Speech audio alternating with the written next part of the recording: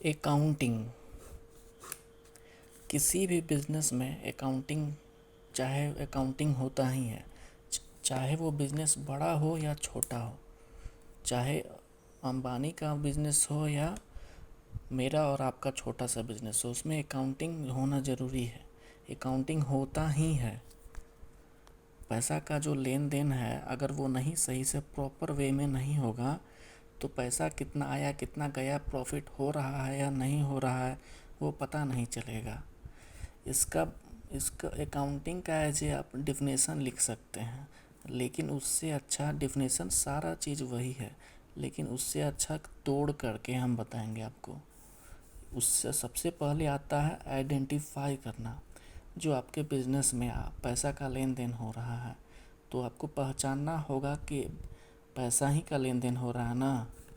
Identify,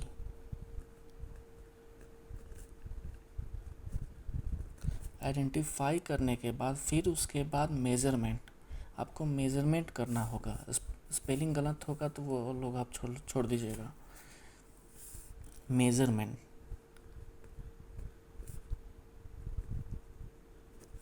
measurement measurement मतलब देखना कि पैसा का लेन देन हो रहा है ना। मॉनेटरी टर्म में ही, पैसा मॉनेटरी टर्म में ही हो रहा है ना।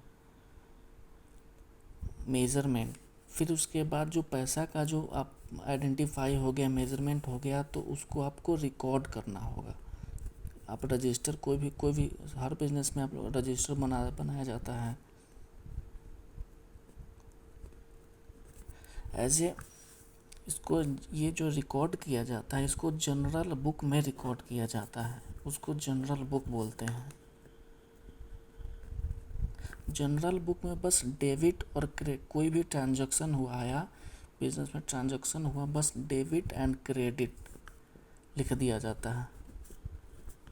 ये यहाँ पर, ये इसमें जहाँ पर रिकॉर्ड होता है जनरल बुक में, ये यहाँ पर कुछ नहीं बताया जाता है कि किसने पैसा दिया, कौन सा अकाउंट है, कौन सा अकाउंट नहीं है।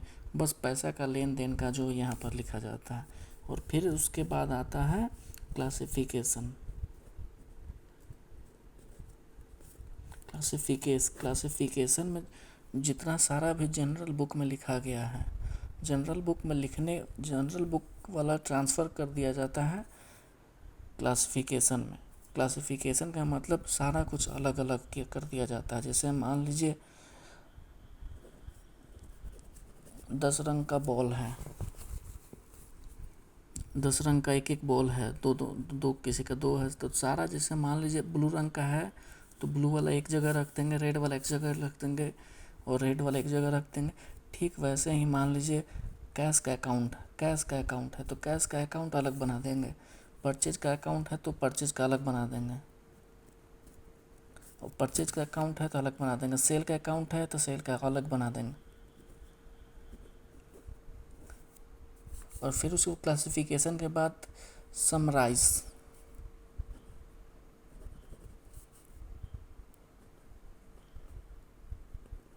ये सारा क्लासिफिकेशन में सारा जो भी जितना भी ट्रांजैक्शन हुआ वो सारा अलग अलग कर दिया जाता है। और फिर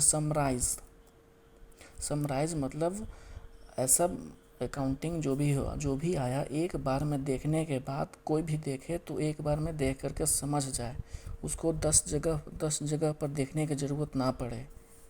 तो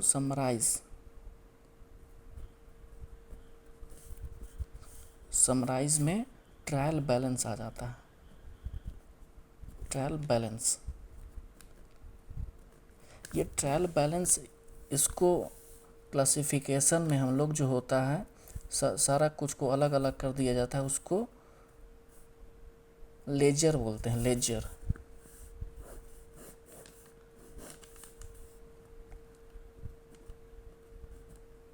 लेजर बोलते हैं। और ट्रायल बैलेंस में अगर ट्रायल बैलेंस चेक भी किया जाता है कि लेजर में जो भी ट्रांजैक्शन लिखे हैं, उसके बाद ट्रायल बैलेंस में सारा ट्रांजैक्शन लिखने के बाद, जैसे मान लीजिए कैश बुक का था यहाँ पर, तो कैश बुक का यहाँ पर बना देंगे, कैश बुक का लिख देंगे ट्रायल बैलेंस में, सेल का लिख देंगे और सारा करने को डेबिट और क्रेडिट कर देंगे। ट्रायल बैलेंस का फॉर्मेट अलग होता है, डेबिट एक साइड क्रेडिट।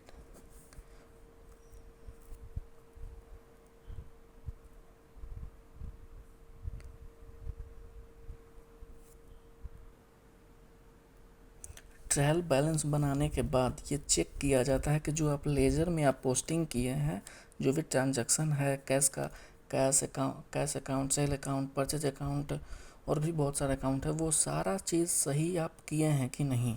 क्योंकि ट्रायल बैलेंस जो होता है, ट्रायल बैलेंस में जो होता है, इसमें अगर आप सही नहीं बनाए रहेंगे तो वो जो दोनों साइड का डेबिट और क्रेडिट साइड का इक्वल नहीं आता है। तो इक्वल नहीं आएगा तो आप यहाँ पर लेजर नहीं बना, वो थोड़ा सा बाद का बात, वो अभी उतना नहीं जानना, बस इतना ही जानना बस।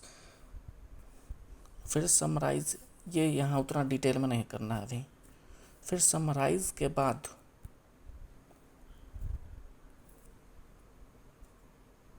इसके बाद एनालाइज एंड इंटरप्रेटिंग आता है, इंटरप्रेटिंग आता है।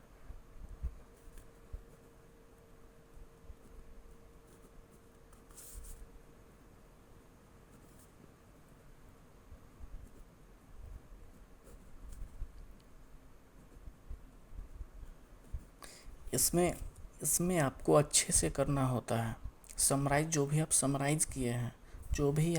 समराइज किए हैं, ट्रायल बैलेंस आप बना दिए, उसके बाद बिजनेस का जो भी ट्रांजैक्शन हुआ है, क्या आपके पास एसेट है, क्या आपके पास एसेट नहीं है, कितना प्रॉफिट हुआ, कितना लॉस हुआ है, वो एनालाइज और इंटरप्रेट करके इसमें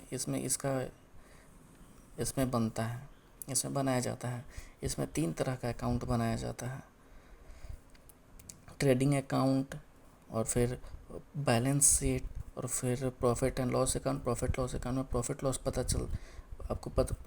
प्रॉफिट और लॉस पता चलता है। बैलेंस शीट में आपके पास क्या एसेट है, क्या लायबिलिटी है। एसेट मतलब जिस पर आपका मालिकाना हक है, और लायबिलिटी मतलब जिससे आप मान लीजिए किसी से कर्जा लिए हैं तो वो आपको रिटर्न देना है, तो वो आपका लायबिलिटी है। तो वो आप कितना एसेट और कितना लायबिलिटी है।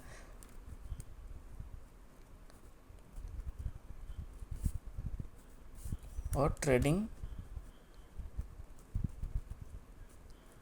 अकाउंट, और क्या था एक, प्रॉफिट एंड लॉस। जैसे प्रॉफिट एंड लॉस अकाउंट में प्रॉफिट लॉस पता चलता है। और ये सारा कुछ करने के बाद फिर कम्युनिकेट आता है, कम्युनिकेटिंग।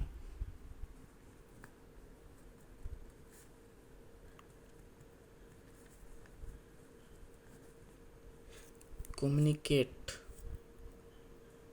कि जो भी आप ट्रांजैक्शन किए हैं और जो भी आप बुक में लिखे हैं, तो वो आप यूज़र के साथ उसको शेयर करना होता है।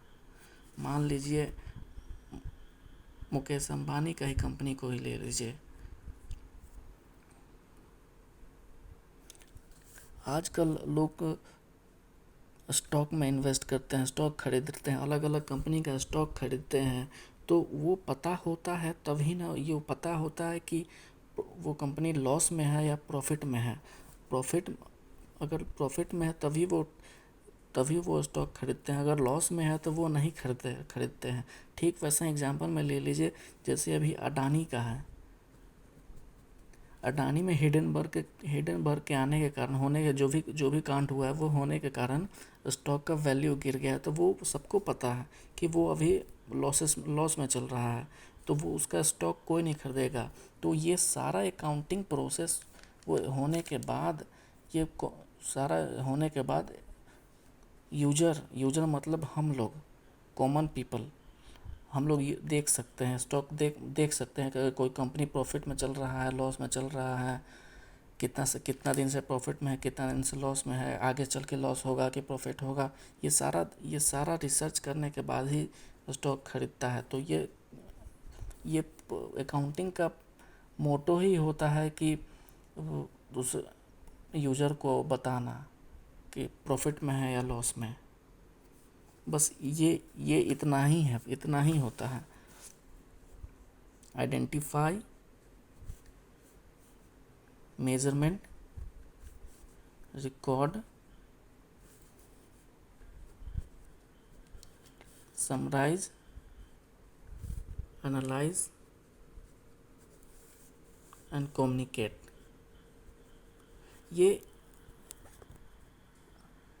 ये बस डेफिनेशन इतना ही से बन जाएगा। आप डेफिनेशन आप इतना से भी बना सकते हैं। ये सारा आप समझ गए। Identifying, measuring, recording, classification, summarise, identify, analyse and communicate. ये अगर सारा आप समझ गए तो आप डेफिनेशन भी लिख लीजिएगा। मेन मोटो समझना यही होता है।